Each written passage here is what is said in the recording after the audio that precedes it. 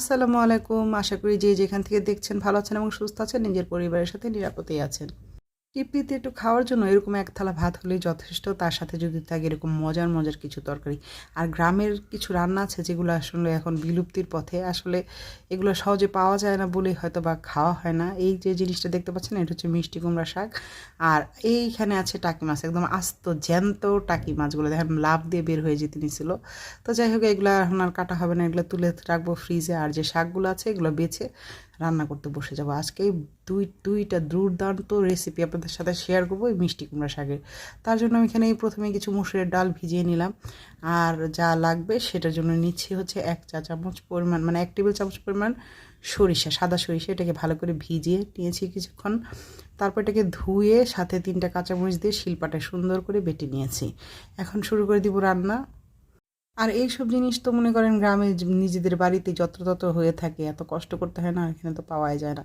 তো যাই হোক ফ্রিজে ছিল 2 পিস লেজ ইলিশ মাছের আর একটা মাথা। এইটা দিয়ে আজকে শাকটা রান্না করব। তার জন্য মাছটাকে ভেজে নেব। এই জন্য হচ্ছে একটু হলুদের গুঁড়ো, মরিচের গুঁড়ো, লবণ দিয়ে মাছটাকে মাখিয়ে নিয়েছি। এখন এটাকে ভেজে নেওয়ার পালা। সুন্দর করে মাছটাকে ভাজবো, খুব বেশি ভাজার দরকার নেই, জাস্ট কাটা ছাড়ানোর জন্য যতটুকু সেদ্ধ হওয়া দরকার ঠিক ততটুকুই ভেজে নেব। গ্রামের কিছু রান্না আছে যেগুলো হচ্ছে খুবই সাধারণ কিন্তু খেতে খুবই মজার। আর যারা এই ধরনের খাবার পছন্দ করেন আশা করি আজকের রেসিপিটা তাদের কাছে ভালোই লাগবে। আর মিষ্টি কুমড়ার শাক, আজকে শাক কিনতে গিয়ে আমি এতটা অবাক হয়েছি। এক কাঠি শাক চাইলেও 50 টাকা, অথচ এই সব শাকগুলা গ্রামে সবার বাড়িতে দেখা যাবে যে এখন শীতের সিজন, সিম গাছ, লাউ গাছ, এই মিষ্টি কুমড়া শাক এগুলো একদম যত্রতত্র হয়ে আছে। আর এগুলা মানুষ হচ্ছে শখ করে খায়, আর আমরা এখানে কত কিছু কত টাকা দিয়ে কিনে খেতে হয়। যাই হোক ওই যে পেঁয়াজটা, ওই তেলেই পেঁয়াজটা একটু ভেজে নিয়েছি। তারপর দিয়ে দিলাম যে সরিষা আর কাঁচামরিচটা বেটে রেখেছিলাম, সেই সরিষা আর কাঁচামরিচ বাটা। ওটা একটু কষিয়ে যখন তেলটা উপরে উঠে এসেছে হালকা পানি দিয়ে সব মশলাগুলো দিয়ে দিচ্ছি। ঝালটা একটু বেশি দিয়েছি আর হলুদ মরিচ জিরে ধনে 1/2 চা চামচ পরিমাণ করে দিয়েছি। এটা ডিপেন্ড করে টোটালি আপনি কতটুকু এখানে শাক নিয়েছেন তার উপর। এখানে ছিল 1 আঁটি শাক। আর দিয়ে দিলাম স্বাদ মতো লবণ। এরকম তেল ওঠা ভাব হয়ে আসলে সামান্য আর একটু পানি দিয়ে এটাকে সুন্দর করে কষিয়ে নিব। মশলাটা যত কষানো হবে রান্নাটা কিন্তু ঠিক ততটাই দুর্দান্ত স্বাদের হবে। আর এখানে নিয়েছি মাঝারি সাইজের একটা আলু, এভাবে ছোট ছোট করে কেটে নিয়েছি। আলুটা অপশনাল, আপনি চাইলে দিতেও পারেন, না চাইলে নাও দিতে পারেন।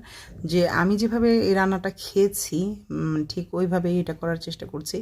আমার আম্মু এইভাবে রান্না করে, মানে আগের দিনের যে রান্নাগুলো সেগুলো আসলে অন্য টাইপের এবং স্বাদ একটু ভিন্ন ধরনের। আর যারা শাক পছন্দ করেন আশা করি তাদের কাছে এই রেসিপিটা ভালো লাগবে। ওই যে ইলিশ মাছের লেজ আর মাথাটা ছিল, ইলিশ মাছের লেজ দুটো ভালো করে বেছে নিয়েছি। আর মাথাটা অমনি একটু সামান্য একটু পানি দিয়ে এটাকে ভালো করে কষিয়ে নিচ্ছি। মাথাটা রাখবো না, মাথাটা এখান থেকে সরিয়ে নিব, জাস্ট ফ্লেভারটা যাতে ফুললি এটার যে ফ্লেভার আছে এটা যেন টোটালি এই শাকের মধ্যে চলে আসে, তার জন্য মাথাটাকে রেখে দিয়েছি। এই তো শাকটা দিয়ে এটাকে সুন্দর করে চাপা দিয়ে রেখেছিলাম। শাকের থেকে যে পানি সেটা কিন্তু বের হয়ে আসছে, আর যে মশলাটা সেটাও কিন্তু খুব সুন্দরভাবে কষানো হয়েছে। এখন শাকের সাথে এই যে আলু আর যে মশলাগুলো আছে এটাকে ভালোভাবে নেড়ে চেড়ে মিলেমিশে একাকার করে নেওয়ার পালা।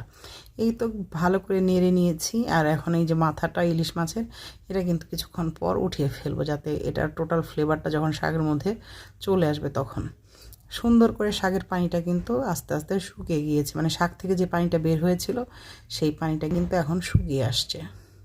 যারা মাছের মাথাটা খেতে পছন্দ করেন তারা কিন্তু মাছের মাথাটা রেখে দিতে পারেন, ভালো লাগবে। আর এই মিষ্টি কুমড়া শাক সচরাচর পাওয়া যায় না, হঠাৎ হঠাৎ দেখা যায় যে মাঝে মাঝে মানে পাওয়া যায়। আর স্কুলের সামনে এখন এমন হয়েছে বিভিন্ন ধরনের জিনিস নিয়ে বসে মামারা, তাদের কাছ থেকে এই কেনা। আর আমি দেখে আমার এত ভালো লাগছে আজকে শাকটা দেখে, মানে খুশি হয়ে গিয়েছি। তো এই তো মাছটার যে মাথা ছিল সেটা সরিয়ে নিলাম আর একটু ঘুটে নিচ্ছি, কারণ এটা না একটু গলা গলা হলেই, মানে একটু আঠালো আঠালো হলেই খেতে ভীষণ মজার। যারা এখন পর্যন্ত এই রেসিপিটা ট্রাই না করেছেন, যদি বাড়িতে থাকেন আশেপাশে দেখবেন খুঁজলেই এই মিষ্টি কুমড়া গাছের যে পাওয়া যাবে, আর শাক তো অ্যাভেলেবেল থাকবেই। আর গ্রামের মানুষের কত সুবিধা দেখেন, তাদের এগুলো না কিনতেও হয় না, আর আমরা এগুলো কিনে খাই। আর তারা মানুষ যারা আছে গ্রামে, অনেকে আছে যে এগুলো খায়ও না, আবার অনেকে আছে খুব পছন্দ করে খায়। তো যাই হোক পানিটা শুকিয়ে আসছে, এখন জাস্ট এটাকে ঢেকে চুলাটা বন্ধ করে কিছুক্ষণ চুলায় রেখে দিব, যাতে সুন্দরভাবে জিনিসটা সেট হয়ে যায়। এই তো গরম গরম এখন এটাকে নামিয়ে নিয়েছি। আর ওই যে বললাম আরেকটা রেসিপি দেখাবো, মসুরের ডালগুলো যে ভিজিয়ে রেখেছিলাম সেই ডালটা সুন্দর করে রসুন আর কাঁচামরিচ দিয়ে ব্লেন্ড করে নিয়েছিলাম। আর ডালের সাথে মিশিয়েছিলাম চালের গুঁড়া, হলুদের গুঁড়ো, মরিচের গুঁড়ো, জিরে আর ধনে। আর দিয়ে দিয়েছিলাম কিছু কালো জিরে। সুন্দর করে এটাকে মেখে ওই যে কিছু পাতা রেখেছিলাম বড় বড়, সেটাতে একটু বড়া করে নিলাম। এই রেসিপিটা না হয় আরেকদিন শেয়ার করবো, কারণ এর ভিডিওটা অনেক বড় হয়ে যাবে দেখে এই রেসিপিটা কিন্তু আমি শেয়ার করিনি। আর এই মুচমুচে পাতার বড়া যে কি মজা গরম গরম ভাতের সাথে, কি আর বলবো। আমরা যারা টাঙ্গাইলের আছি তাদের কাছে এই রেসিপিটা অতি পরিচিত, কারণ টাঙ্গাইলের মানুষের কাছে এই পাতার বড়া, বিশেষ করে চাল কুমড়া পাতা দিয়ে বড়াটা করা হয়, সেটাও কিন্তু খেতে দুর্দান্ত লাগে। আর এই তো দেখেন আমি বসে পড়ছি, আর লোভ সামলাইতে পারিনি। আর আপনাদের যদি শব্দটা শোনাইতে পারতাম এটা কতটা ক্রিস্পি, কি আর বলবো। গরম গরম ভাত, তার সাথে এরকম পাতার বড়া আর যে শাক, আর কিচ্ছু লাগে না ভাই। যদি একটু তৃপ্তি সহকারে কিছু খেতে চান তাহলে এরকম সিম্পল কিছু তরকারি হলেই হলো। আর গ্রাম বাংলার কিছু রান্না সেগুলো তো ঐতিহ্যবাহী। ভিডিও ভালো লেগে থাকলে অবশ্যই লাইক, কমেন্ট ও শেয়ার করতে ভুলবেন না।